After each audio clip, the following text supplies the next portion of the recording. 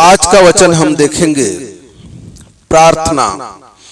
क्योंकि आप सभी लोग, जितने लोग परमेश्वर के विश्वास करते हैं और परमेश्वर में विश्वासी हैं, आप किसी भी पास्टर से या किसी भी आप कलीसिया में जाएंगे, चर्च में जाएंगे, तो सबसे पहले आपको यही बताया जाएगा कि प्रार्थना करो और विश्वास करो।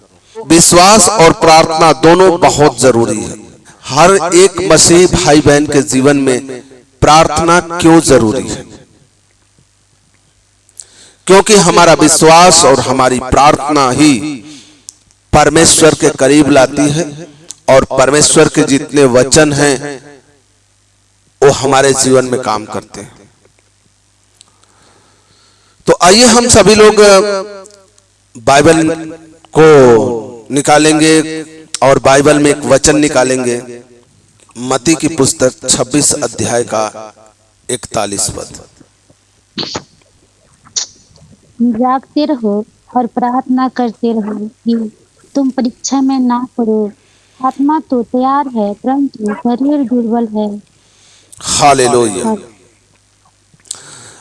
इस वचन के लिए हम एक प्रार्थना करेंगे। पवित्र आत्मा परमेश्वर प्रभु यीशु मसीह, हम तुझसे विनती प्रार्थना करते हैं पिता कि आज के वचन से हर एक विश्वासी भाई बहन से बातें कर। जितने भाई बहन आज तेरे इस वचन को सुने, तेरी आत्मा उनसे बातें करे और जो उनके जीवन में कंफ्यूजन है परमेश्वर अपने इस वचन के द्वारा दूर कर, अपने मुख का प्रकाश चमका, उन्हें प्रकाश मान कर हर एक जन तेरी ज्योति से भरे, तेरे प्रकाश से भरे। उनके जीवन से हर एक अंधकार दूर हो और वचन के द्वारा 100 गुना फलवंत हो और 100 गुना फल लेकर आए। धन्यवाद देते हैं प्रभु, तूने हमारी प्रार्थना को सुना है, उत्तर दिया है। प्रार्थना यीशु मसीह के नाम से मांगते हैं, आमीन आमीन। जैसा कि वचन में लिखा है, मत्ती की पुस्तक 26 अध्याय का 41 पद, पृष्ठ संख्या है 45 मत्थी चैप्टर 26 वर्ष 41, पृष्ठ संख्या यानी पेज नंबर 45 लिखा है, जागते रहो और प्रार्थना करते रहो। बहन अपना माइक बंद कर ले, आवाज आ रही है। जागते रहो और प्रार्थना करते रहो कि तुम परीक्षा में न पड़ो। आत्मा तो तैयार है परंतु शरीर दुर्बल है। यह जो समस्या है, आत्मा तो तैयार है परंतु शरीर दुर्बल है, लगभग यह समस्या हर एक भाई बहनों के जीवन में है। बहुत कम लोग हैं जिनके जीवन में समस्या नहीं है। आत्मा तैयार है परंतु शरीर क्या है? दुर्बल है। मन तो करता है प्रार्थना करने के लिए, कभी कभी परमेश्वर आपके मनों में होकर के आपसे बातें करता है, मेरे बेटे मेरी बेटी उठ, मेरे हुजूरी में आ, प्रार्थना में चल, प्रार्थना कर। लेकिन होता क्या है, शरीर गवारा नहीं करती, क्योंकि शरीर के अंदर क्या है? थकावट है, दर्द है, पीड़ा है, समस्या है, बीमारी है, जिसकी वजह से आपको सारी चीजें मिलती है। नहीं, आज प्रार्थना नहीं कर पाएंगे क्योंकि आज बहुत काम किए हैं, थके हुए हैं, आज नींद बहुत ज्यादा लग रही। ये सब क्या है? शरीर की कमजोरी है। वचन बताता है कि आत्मा शरीर के विरोध में और शरीर आत्मा के विरोध में, दोनों एक दूसरे के विरोध में काम करता है। लेकिन यह समस्या जो है हर एक जन है, लेकिन परमेश्वर कहता है जागते रहो, प्रार्थना में लगे रहो, प्रार्थना करते रहो कि तुम परीक्षा में न पड़ो। परीक्षा क्या है? परीक्षा मनुष्यों के जीवन में आने वाली समस्या है जो शैतान लेकर आता है, हम सभी को परेशान करता है। बीमारियों के रूप में और परेशानी, समस्या, रोजी रोजगार, फंड की कमी यानी पैसे की कमी, परिवार में लड़ाई झगड़े, शांति न रहना, ये सारी चीजें शैतान जब हमारे जीवन में लेकर आता है तो हम सब इस बात से बहुत ही परेशान होते हैं कि ऐसा क्यों। लेकिन सच ये है कि हमारे जीवन में प्रार्थना नहीं है। यदि प्रार्थना होती तो शैतान अटैक नहीं कर पाता। जिस समय हमें प्रार्थना करना चाहिए उस समय हम सोते हैं। सुबह में भोर की प्रार्थना जो आशीष की प्रार्थना होती है उसे हम नहीं करते, क्योंकि हमें सुबह में भोर में नींद बहुत ज्यादा आती है। हर एक व्यक्ति के जीवन में बहुत कम लोग हैं जो भोर में सुबह में उठ करके परमेश्वर की हुजूरी में आते हैं, बहुत कम लोग हैं। लेकिन सच ये है कि यदि आप सुबह 3 साढ़े 3 बजे भोर में उठ करके सुबह 5 बजे तक 6 बजे तक परमेश्वर की हुजूरी में रहते हैं तो आपके जीवन में आशीष बनी रहेगी, क्योंकि भोर की प्रार्थना आशीष को प्राप्त करना है। और नाइट प्रेयर जो रात की प्रार्थना होती है वो जंग लड़ने की प्रार्थना, शैतान से लड़ने की प्रार्थना होती है। हमें प्रार्थना में हर पल तैयार होना चाहिए। जब हम प्रार्थना में तैयार रहेंगे तो शैतान हमारे जीवन में आ ही नहीं सकता। हम परीक्षा में नहीं पढ़ सकते, लेकिन सच ये है कि हम प्रार्थना बहुत कम करते हैं, जिसके कारण समस्याओं में पड़े रहते हैं। मैं आप लोगों को एक बात बहुत पहले भी बता चुका हूं कि जो पास्टर जो लोग होते हैं, आप इनसे जो प्रार्थना कराते हैं, पास्टरों की प्रार्थना सुनी जाती है और उसका उत्तर मिलता भी है। आप लोग चंगे भी हो जाते हैं, आप लोगों के जीवन से छुटकारा भी हो जाता है। लेकिन वह चंगाई, वह छुटकारा आपके जीवन में हमेशा के लिए क्यों नहीं बना रहता? उसका रीजन है कि आपके जीवन में प्रार्थना की कमी है। परमेश्वर ने अपने दासों को, अपने बेटों को यानी पास्टरों को परमेश्वर ने कहा है कि मैं तेरे मुख पर कालिख नहीं लगने दूंगा। तो परमेश्वर हम सब की प्रार्थना को सुन करके आपको चंगा तो करता है, आपके जीवन से जो समस्याएं हैं दूर तो कर देता है। मगर अगर आप लोग ये चाहते हैं कि ये समस्या या परेशानी हमारे जीवन से हमेशा के लिए दूर रहे तो आपको प्रार्थना करनी पड़ेगी। आपको परमेश्वर की हुजूरी में आना पड़ेगा, परमेश्वर की इच्छा के अनुसार आपको चलना पड़ेगा। ऐसा नहीं है कि सिर्फ प्रार्थना चंगाई के लिए है और प्रार्थना सिर्फ परमेश्वर से मांगने का एक जरिया है। नहीं, प्रार्थना से हम परमेश्वर से करीब आते हैं, परमेश्वर से रिश्ता भी जुड़ता है हमारा।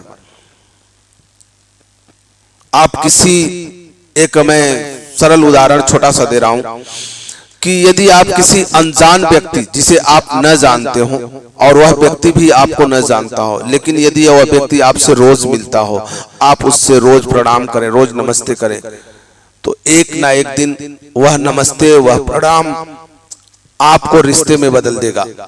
क्या रिश्ता हो जाएगा? दोस्ती का। एक दिन वो आपको चाय पाने के लिए पूछेगा और आप भी उसको चाय पाने के लिए पूछेंगे। धीरे धीरे आपके रिश्ते बढ़ते जाएंगे, करीब होते जाएंगे। आप एक दूसरे के सुख और दुख में भागीदार होने लगेंगे। एक मनुष्य के अंदर एक क्वालिटी है। सोचो, जो परमेश्वर है, जिसके हुजूरी में हम जाएंगे, बैठेंगे और परमेश्वर से रोज प्रार्थना करेंगे, रोज बातें करेंगे, तो परमेश्वर हमसे रिश्ता क्यों नहीं जोड़ेगा? हमारे दुख और हमारी समस्या को क्यों नहीं सुनेगा? सुनेगा और हमारे जीवन से समस्याएं दूर होगी। तो परमेश्वर से रिश्ता बनाना भी होता है, लेकिन रिश्ता बनाने के लिए हमें परमेश्वर का एक वचन पढ़ेंगे और विश्वास के अनुसार रिश्ता बनता है। निकाल लेंगे वचन, इब्रानियों की पुस्तक 11 अध्याय का 6 वचन।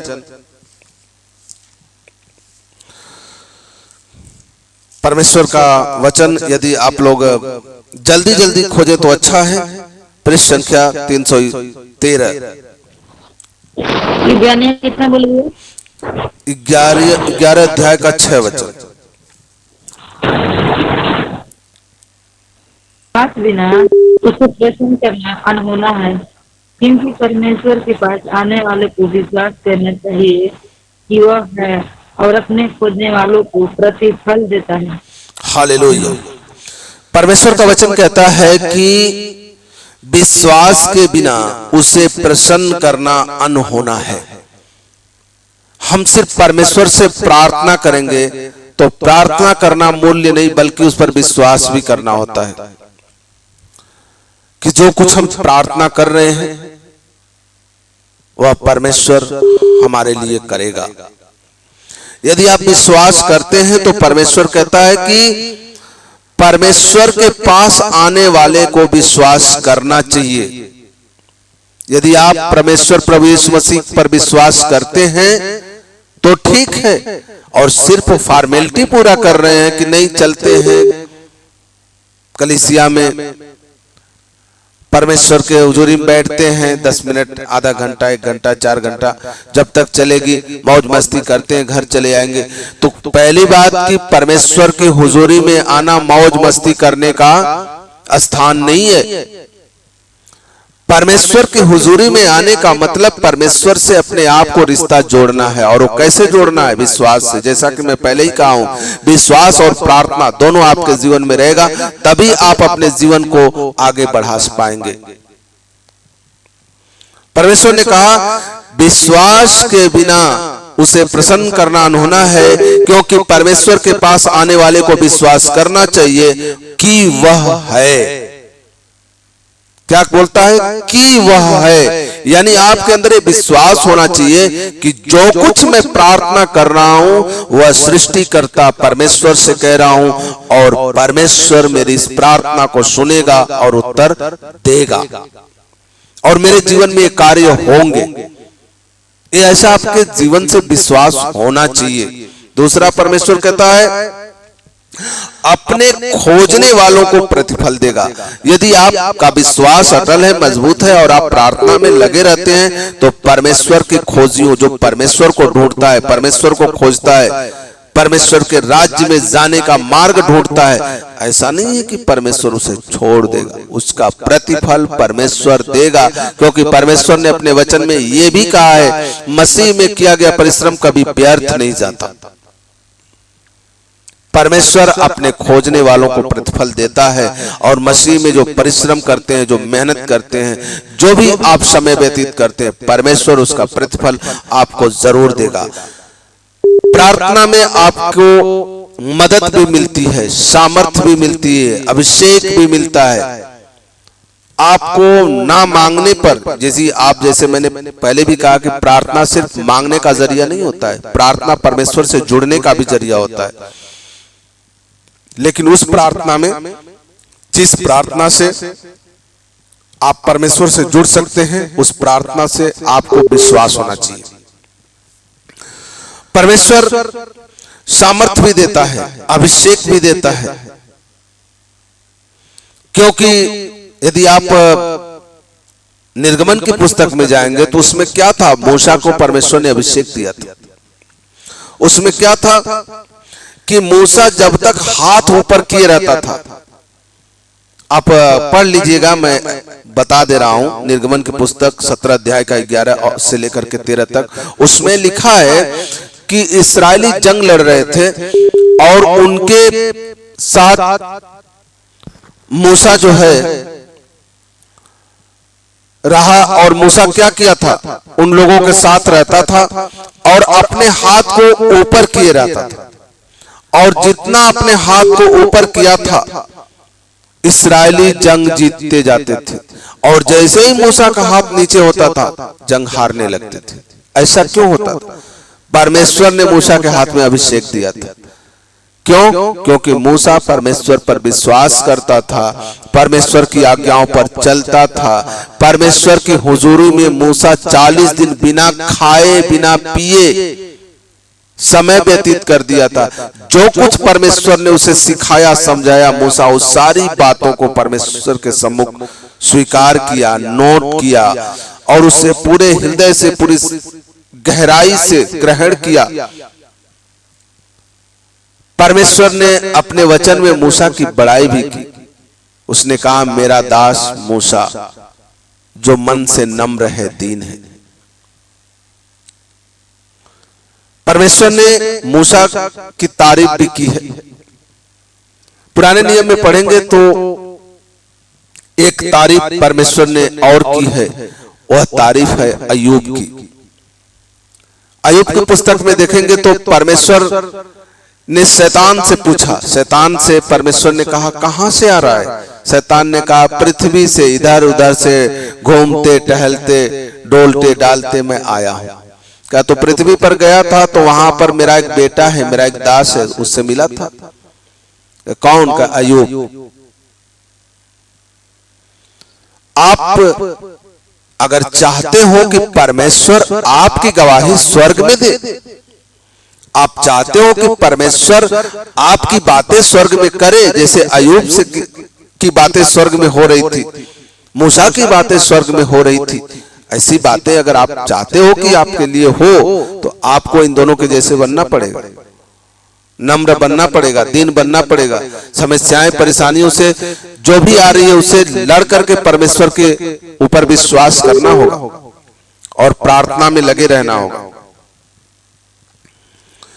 तो परमेश्वर के राज्य में जब आप जाएंगे, प्रार्थना में करीब जाएंगे तो सामर्थ्य भी आता है, अभिषेक भी आता है। आप जिसके ऊपर, यदि आप प्रार्थना में प्रबल हैं, पवित्र आत्मा से भरे हैं, तो किसी भी व्यक्ति जो बीमार है, जो दुष्ट आत्मा से ग्रसित है, उसके सर पर यदि आप हाथ रख देंगे वो चीखना चिल्लाना शुरू कर देगा। यदि रोगी है तो चंगा हो जाएगा।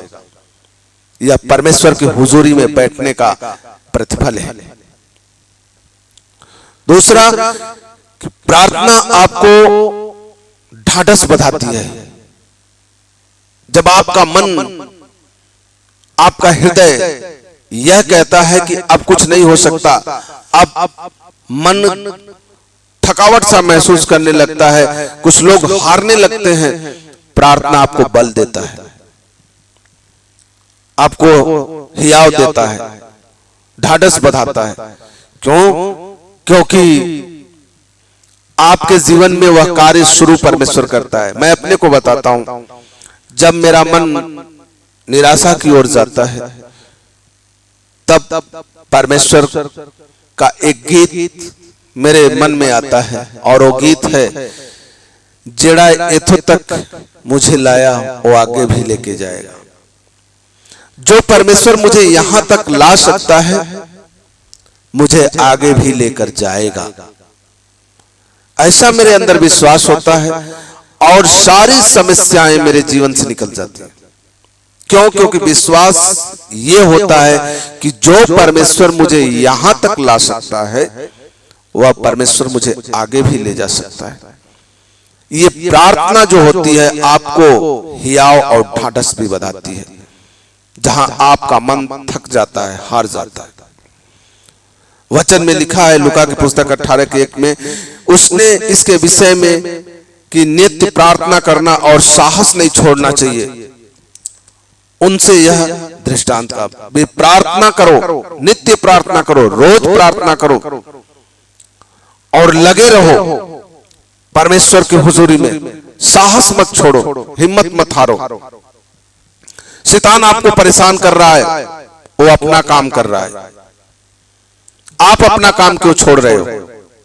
आप भी अपना काम करो, लगे रहो परमेश्वर की हुजूरी में। शैतान हारेगा एक दिन, बीमारियां निकलेगी, दुष्ट आत्माएं निकलेगी, आप चंगे होगे, आपकी उन्नति का मार्ग खुलेगा, लेकिन आप साहस न छोड़ना, साहसी बनो। परमेश्वर ने कहा है साहसी बनो।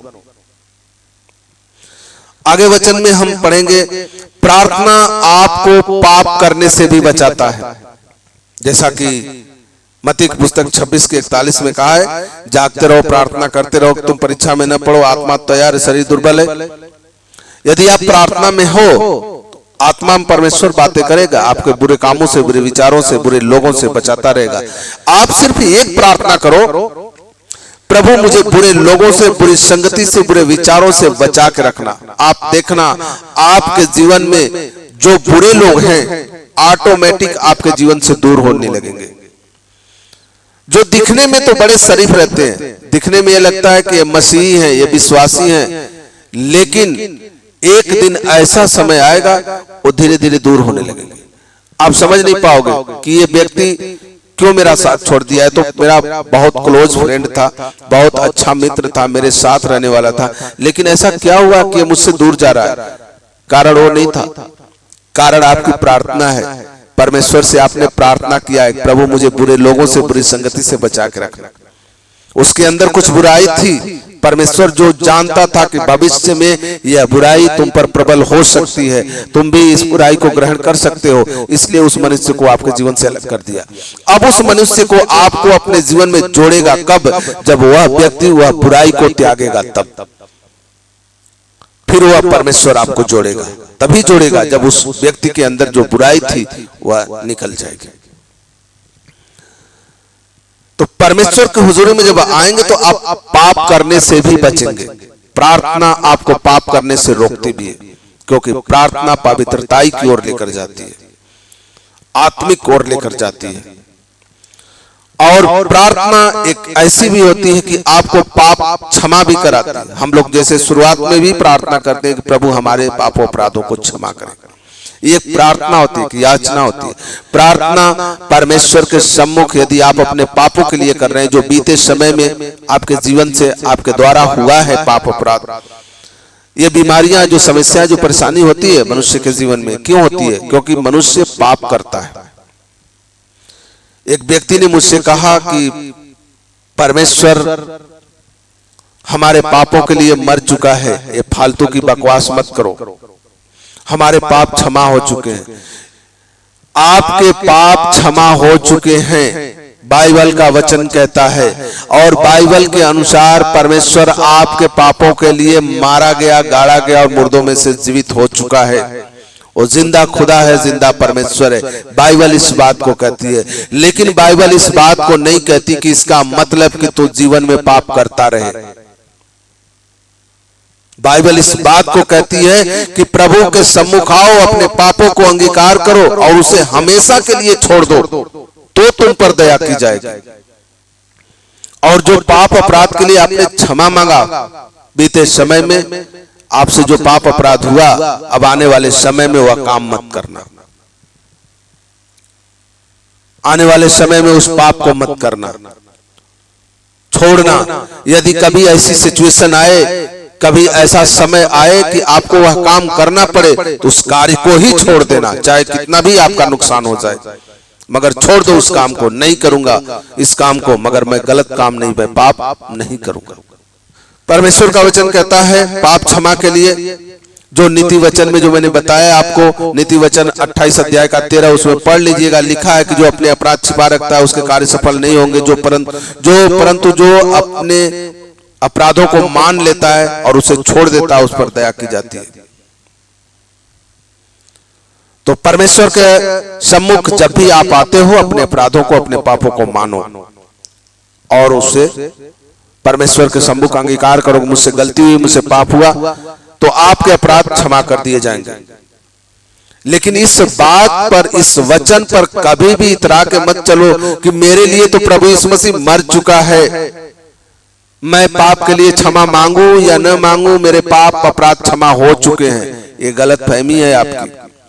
परमेश्वर के और भी वचन है जो आपको ये बताता है कि आपको अपने पाप को अंगीकार करना पड़ेगा। परमेश्वर ने कहा पहला यूहन्ना 1:9 में, यदि हम अपने पापों को मान ले तो वह हमारे पापों को क्षमा करने और हमें सब अधर्म से शुद्ध करने में विश्वास योग्य और धर्मी है। यदि आप अपने पापों को मान ले तो प्रार्थना आपके पापों को क्षमा भी करती है। कैसे? इस वचनों के द्वारा। नीति वचन 18:13, पहला यूहन्ना 1:9, जो परमेश्वर कहता है अपने पापों को मान लो, जो परमेश्वर कहता है अपने पापों को मान लो और उसे छोड़ दो, तो तुम पर दया की जाएगी, तुम पर अनुग्रह किया जाएगा, तुम्हारे हर एक कार्य सफल किए जाएंगे। पाप क्षमा के लिए तो जो व्यक्ति अगर ये कहे कि फालतू की बकवास है, ये हमारे लिए प्रभु यीशु मसीह मर चुका है, हमारे लिए प्रभु यीशु मसीह बलिदान हो चुका है, हमारे पाप क्षमा हो चुके हैं, हम बार बार इस बात को नहीं कह सकते, तो मेरे भाई, आप अपने जीवन को, मेरी बहन, आप अपने जीवन को एक बार परमेश्वर के वचन के अनुसार जांच लो। क्या आपके जीवन में पवित्रता आई है? क्या आपके जीवन से पाप नहीं हो रहे हैं? क्या आप अपने जीवन में कभी किसी को गाली, किसी को श्राप, किसी के प्रति जलसी, ऐसा कुछ नहीं बोल रहे हैं? झूठ नहीं बोल रहे हैं? ईर्ष्या नहीं कर रहे हैं? डाह नहीं कर रहे हैं? यदि आप पूरे मन से पवित्र हैं तो कोई बात नहीं, परमेश्वर के राज्य के योग्य हैं आप। यदि आपके जीवन में किसी के प्रति जलसी है, पाप है, किसी को गालियां बक रहे हैं, किसी को श्रापित कर रहे हैं, तो आप पाप कर रहे हैं। आप किसी बहन को देखकर बुरी दृष्टि कर रहे हैं, किसी भाई को देखकर बुरी दृष्टि कर रहे हैं, बुरी निगाह कर रहे हैं। परमेश्वर ने यहाँ तक कहा है कि अपने आंखों से यदि किसी पराई स्त्री को या पराई लड़की को बुरी नजर, बुरी दृष्टि से, कुदृष्टि से अगर तू देखता है तो तूने व्यभिचार कर लिया। शरीर से छोड़ो, अगर आप अपनी दृष्टि में कुछ बुरे काम कर सोच लिए तो आपके शरीर से भी हो चुका है। आप अपने आप को किस तरह से मानते हो कि हम पवित्र हैं? तो परमेश्वर के राज्य में आपको पवित्रताई, विश्वास और प्रार्थना, ये सारी चीज का ध्यान रखना पड़ेगा, तभी आप परमेश्वर के राज्य में सफल हो पाएंगे, अन्यथा नहीं।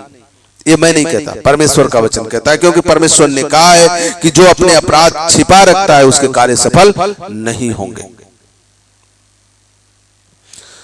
अब आते हैं हमें प्रार्थना किस प्रकार करनी चाहिए। अभी तक तो ये था कि प्रार्थना क्यों जरूरी है। जरूरी है परमेश्वर से रिश्ता जोड़ने का, जरूरी है परीक्षा में न पढ़ने का, जरूरी है परमेश्वर से मदद और सामर्थ्य पाने की, जरूरी है हमारे अंदर ढांढस बांधने की, जरूरी है हमारे पाप को क्षमा हो जाने के लिए, जरूरी है कि हमारे पाप क्षमा हो जाए। इसलिए हमारे लिए हम प्रार्थना करें, एक दूसरे के लिए, अपने परिवार के लिए, अपने जन के लिए, अपने लोगों के लिए, कि कभी किसी के प्रति ईर्ष्या डा नहीं। मेरा ये व्यक्ति शराब पीता है, बुरी आदतें उसके अंदर है, बुरे विचार उसके अंदर है, कुचाल चलता है, वो करता है। आप अपना काम करो। आपको काम मिला है प्रार्थना करने का, आपको काम मिला है क्षमा करने का, आपको काम मिला है अनुग्रह करने का। आप करो, आप अपने हृदय को पवित्र करो, उसके लिए प्रार्थना करो। वो परमेश्वर की इच्छा होगी तो उसके मन को, उसके विचारों को बदल देगा। यदि परमेश्वर उसे चुनना चाहे तो एक पल में चुन लेगा, क्योंकि परमेश्वर ने कहा है तूने मुझे नहीं चुना, मैंने तुझे चुना है। तो आप इस वचन को क्लेम करो परमेश्वर के सम्मुख, प्रभु जैसे तूने मुझे चुना वैसे तो इस व्यक्ति को भी चुन ले, क्योंकि इसके द्वारा बुरे काम जो पाप हो रहे हैं वो मैं नहीं देख पा रहा हूं। इसे क्षमा कर, मैं भी इसे क्षमा करता हूं, इसे तो अपने राज्य में खींच। परमेश्वर आपकी प्रार्थना को सुनेगा और उत्तर देगा। दूसरा, आप जब ये आ रहे हैं कि प्रार्थना कैसे करें, एक वचन निकालेंगे, ये वचन निकाल लेंगे मत्ती की पुस्तक 6 अध्याय का 5 और 6 और 7, 3 वचन निकालेंगे। यही वचन पढ़कर समाप्त करेंगे। कभी के समान ना हो, लोगों को खाने के लिए आराधनालयों में, सड़कों में, के मोड़ों पर खड़े होकर प्रार्थना करना उनको लगता है। मैं तुमसे सच कहता हूँ कि वे अपना प्रतिफल पा चुके हैं। परंतु जब तुम प्रार्थना करे तो अपनी कोठरी में जाओ और द्वार बंद कर अपने पिता से जो गुप्त में है प्रार्थना कर, तब तेरा पिता जो गुप्त में देखता है तुझे प्रतिफल देगा। हालेलुया। हालेलुया। 7 भी पढ़ लें।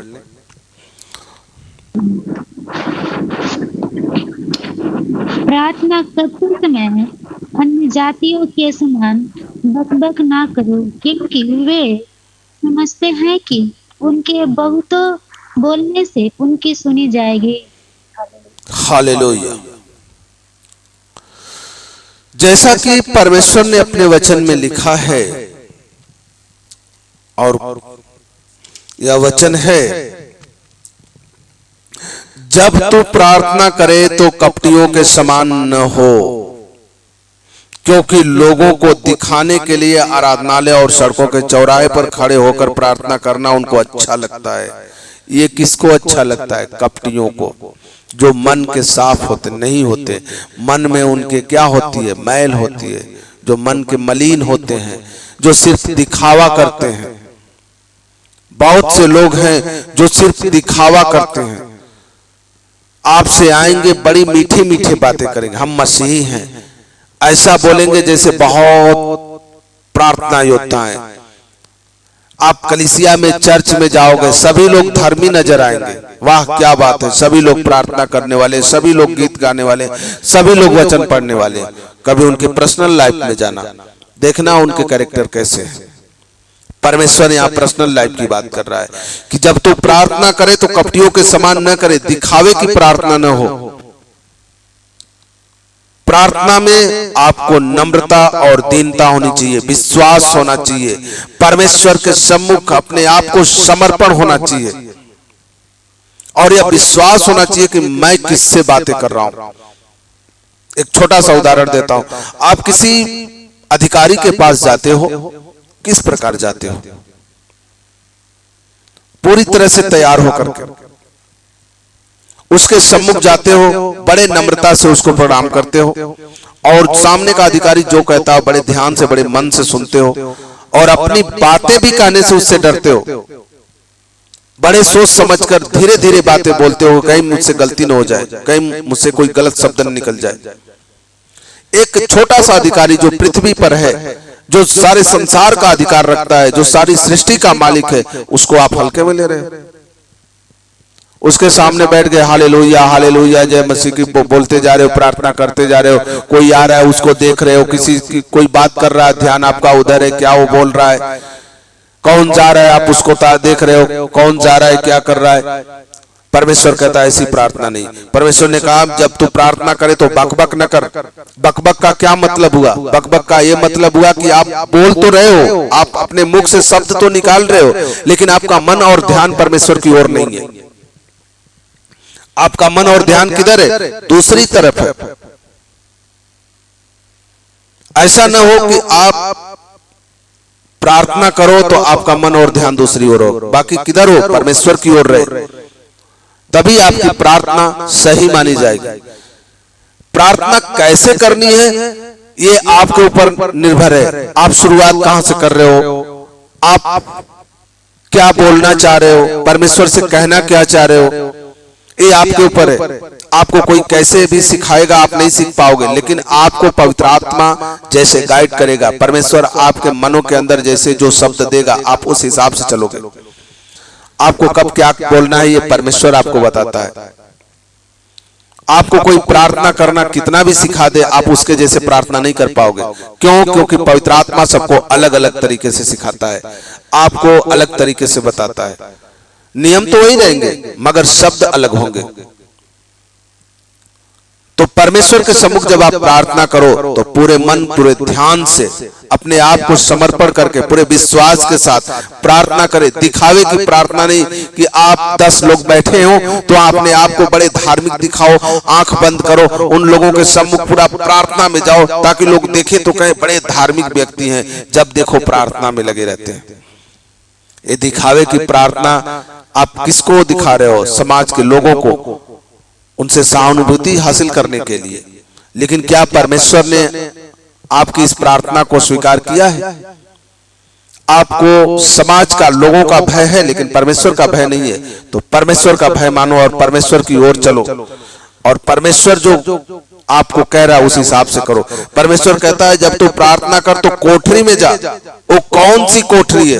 क्या कोई घर है जिसके घर के अंदर दरवाजा बंद करके? नहीं, आपकी कोठरी आपका मन है, आपकी कोठरी आपका ध्यान है, आपकी कोठरी आपका विश्वास है। आप अपनी कोठरी को बंद करो, अपने मन के किवाड़ को बंद करो और खोलो भी तो किसके लिए? परमेश्वर के लिए, और किसी के लिए नहीं। आपकी समस्या, आपकी परेशानी, आपका दुख, आपका तकलीफ क्या है परमेश्वर देख रहा है, उससे कुछ भी छिपा नहीं है। और किसी मनुष्य से अपनी समस्या कहने से अच्छा है परमेश्वर से कहो। परमेश्वर आपकी समस्या को सुनेगा और उचित समय जब आएगा तो उसका उत्तर भी देगा। इसलिए जब आप प्रार्थना करो तो कोठरी में जाओ, यानी कि किसी ऐसे स्थान पर जो कोई देखे न। दूसरा, उस कोठरी को बंद करो, यानी अपने मन के दरवाजे को बंद करो। कौन सी बातों के लिए? जो बाहरी बातें, जो बाहरी आवरण, जो ध्यान को भटका देती है, जो मनों को विचलित कर देती है, उन सारी बातों के लिए मन के दरवाजे को बंद करो और उस दरवाजे को खोलो जो परमेश्वर की बातों को अपने अंदर ले सको, परमेश्वर की ओर अपने ध्यान को कर सको। ऐसी बातों को आप परमेश्वर की ओर जाओ और प्रार्थना करो परमेश्वर से। परमेश्वर आपको उत्तर देगा और कहता है कि जो पिता गुप्त में है, गुप्त में क्यों बोलता है? परमेश्वर कहता है कि और द्वार बंद कर अपने पिता से जो गुप्त में है प्रार्थना कर। परमेश्वर गुप्त में क्यों बोल रहा है? अपने आप को जाहिर क्यों नहीं कर रहा? वो कह रहा है जो परमेश्वर गुप्त में है उसके लिए प्रार्थना कर। उस परमेश्वर को सिर्फ महसूस करना है। आप परमेश्वर के को रूबरू नहीं देख सकते, ना परमेश्वर से रूबरू मिल सकते, उसे महसूस कर सकते। परमेश्वर गुप्त में है, उस सबको, सब लोग उसको नहीं जान पाते। जो उसके करीब आता है वही उसको जान पाता है, जो करीब नहीं आता वो नहीं जान पाता। तमाम प्रकार की शारीरिक बातें बोलता है। उस बातों पर ध्यान न देते हुए परमेश्वर के करीब जाओ और परमेश्वर से प्रार्थना करो। और परमेश्वर कहता है कि वह तेरा पिता जो गुप्त में देखता है तुझे प्रतिफल देगा। जब आप ऐसी सिचुएशन में प्रार्थना करेंगे, आप लोगों से अलग होंगे, लोगों से अलग होंगे, अपने मन और ध्यान विचारों को परमेश्वर की ओर लगाएंगे और पूरे विश्वास के साथ परमेश्वर से प्रार्थना करेंगे, तो परमेश्वर भी आपसे वादा करता है कि उसका प्रतिफल आपको देगा। अन्य जातियों की तरह, परमेश्वर का अन्य जातियों की तरह बकबक न करो। अन्य जातियों की क्या है? माइक लगा करके रातों दिन चिल्लाते हैं। कितने लोग चंगे होते हैं उनके चिल्लाने से, कितने लोगों की दुष्ट आत्माएं निकल जाती हैं उन लोगों के चिल्लाने से। होता है, उन लोगों को चिल्लाने से दुष्ट आत्माएं निकलती हैं, उन लोगों को चिल्लाने से बीमार चंगे हो जाते हैं, नहीं हो पाते। लेकिन अगर एक चर्च में प्रार्थनाएं हो रही हैं, अगर चर्च से बोल दिया जाए फायर, तो अगर दुष्ट आत्मा है तो चिल्लाना शुरू कर देगी। चर्च में बैठे व्यक्ति अगर विश्वास के साथ रिसीव करता है तो वो चंगा हो जाता है। क्यों?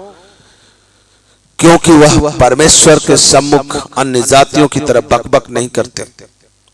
मन और ध्यान लगाकर प्रार्थना होती है, जहां पवित्र आत्मा का कार्य शुरू होता है। तो आपकी भी प्रार्थना ऐसी होनी चाहिए। आइए हम सभी लोग परमेश्वर के सम्मुख चलेंगे, एक प्रार्थना करेंगे और परमेश्वर इस वचन के द्वारा आप सभी को ब्लेस करे, आशीष दे।